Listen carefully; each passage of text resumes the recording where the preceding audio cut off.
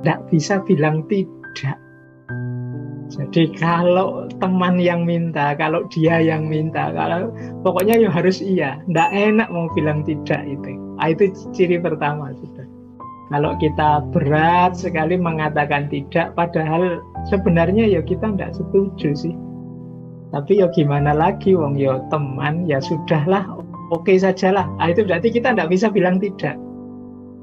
Saya tahu dia salah, saya tahu dia keliru, tapi ya mau gimana lagi. Wong ya sahabat, sudah lama berteman, oke lah, setuju sajalah. Ini namanya tidak bisa bilang tidak. Yang kedua, cirinya adalah rendah diri.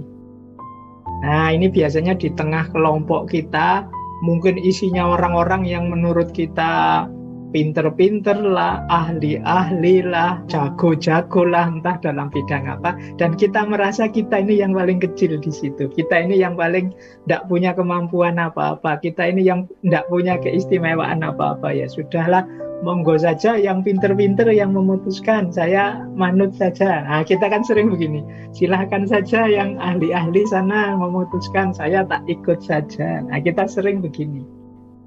Ini hati-hati, kalau tidak hati-hati kita jatuh pada people pleaser ini. Ada nada kita tidak percaya diri, kita merendahkan diri kita sendiri. Padahal mungkin ya kita punya pikiran-pikiran bagus loh. Mungkin pendapat kita mungkin bisa jadi alternatif loh. Tapi kita merasa tidak mampu, kita merasa tidak bisa. Pokoknya saya ikut sajalah, diputuskan apa. Ini people pleaser. Kadang-kadang kalau dua orang yang sama-sama punya mental people pleaser ketemu, itu tidak putus-putus masalah itu. Jadi kalau sedang rapat atau sedang diskusi, enaknya gimana? Wah, saya ikut sajalah. Saya juga ikut saja, monggo, enaknya gimana? Saya juga ikut saja. Akhirnya tidak jalan-jalan. Diajak makan yang satu, terserah saja mau makan di mana. Yang satu juga begitu, ya saya juga terserah lah, monggo enaknya di mana. Silahkan yang memutuskan. Anda bapak saja, tidak jalan. Semuanya ingin menyenangkan temannya.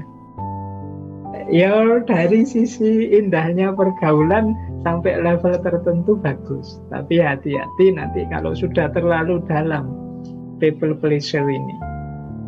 Apalagi sampai yang ketiga ini, misalnya selalu setuju dengan pendapatnya orang lain, mengabaikan pendapatnya sendiri hanya untuk menghindari perdebatan. Nah, kita mungkin tahu bahwa temanku ini salah, pendapatnya seperti ini, menurutku tidak cocok. Aku ngerti sendiri yang benar itu seperti ini. Tapi nanti kalau saya sampaikan mesti debat, mesti rame ini, gegeran. Tidak usahlah, daripada rame nanti persahabatan kita retak nanti. Sudahlah, biar saja. Ini kemungkinan kita sudah ada gejala-gejala people pleaser tadi. Selalu setuju dengan pendapatnya orang lain meskipun kita tidak setuju. Padahal mungkin kalau kita sampaikan pendapat kita, bisa jadi teman kita juga bisa berpikir dua kali tentang pandangannya yang kita anggap keliru. Tapi karena kita diam saja, ya akhirnya tidak ada perubahan apa-apa. Ya benar sih, tidak ada perdebatan, tidak ada permusuhan, tapi yang salah tetap salah, yang keliru, keliru terus. Nah, ini tanda yang ketiga. Semoga kita mulai hari ini agak waspada agar tidak jatuh pada sindrom people pleaser ini. Terus merasa bertanggung jawab terhadap perasaannya orang lain. Jadi kita itu merasa bersalah sekali kalau orang misalnya ya tersinggung dengan kita. Wah, saya menyinggung perasaannya, tidak enak ini. Padahal mungkin teman kita saja yang agak terlalu sensitif. Nah, perasaan-perasaan rasa tidak enak terus di hadapan teman itu another sign. Jadi ciri-ciri, tanda-tanda kemungkinan kita punya karakter people pleaser ini. Kita merasa bertanggung jawab terus terhadap kondisi, perasaan teman-teman, orang-orang di sekeliling kita.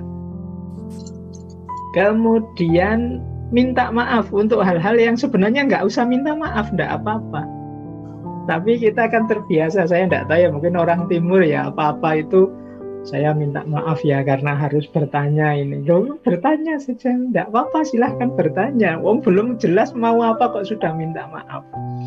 Kadang-kadang untuk sesuatu yang memang tugas kita misalnya, itu kita minta maaf. Yang memang kewajiban kita, itu kita minta maaf. Apa saja kita minta maaf. Ini hubungannya dengan rasa bertanggung jawab atas perasaan orang lain tadi. Akhirnya kita banyak sekali minta maaf, termasuk untuk hal-hal yang seharusnya ya kalau untuk yang seperti itu tidak perlu minta maaf. Wong itu memang kewajiban kita, wong itu memang yang harus kita jalankan begitu.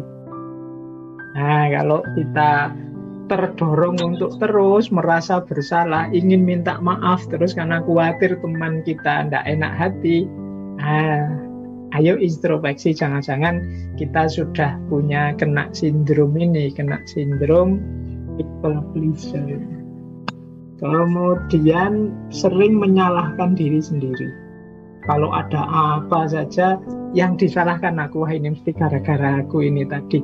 Aku kurang bisa menjaga ini, kurang bisa jaga mulut, kurang bisa jaga tindakan, ini mesti salah. Kalau ada kasus, kalau ada peristiwa apa, selalu yang disalahkan dirinya sendiri. Jelas-jelas mungkin yang salah temannya, misalnya temannya pembohong, berkhianat. Itu kadang kita ya, wah mungkin salahku ya, tidak bisa membuat temanku jujur, akhirnya dia jadi bohong. Itu tadi yang bohong sana, yang kita salahkan diri kita sendiri. Mungkin aku tidak bisa nuntun dia, mungkin aku. Nah ini tanda-tanda mungkin kita terkena people pleaser ini. Kemudian tidak banyak waktu untuk diri sendiri. Tidak punya banyak waktu luang untuk diri kita sendiri. Ya, ini kemungkinan karena kita sibuknya mikir perasaan orang lain. Kita sibuk berpikir bagaimana orang menanggapi aku. Aku ini sudah cocok apa tidak di depan dia, di depan mereka. Ini membuat kita kehabisan waktu untuk diri kita sendiri. Ciri selanjutnya, kita membutuhkan pujian. Kita merasa lega kalau kemudian teman kita, wah kamu ini orang membantu sekali dalam hal ini, wah aku bangga sekali punya teman seperti kamu, aku senang sekali. Nah, kita menunggu-nunggu ini sebenarnya sejak tadi, pengakuan bahwa kita itu berharga di depan dia, di depan mereka.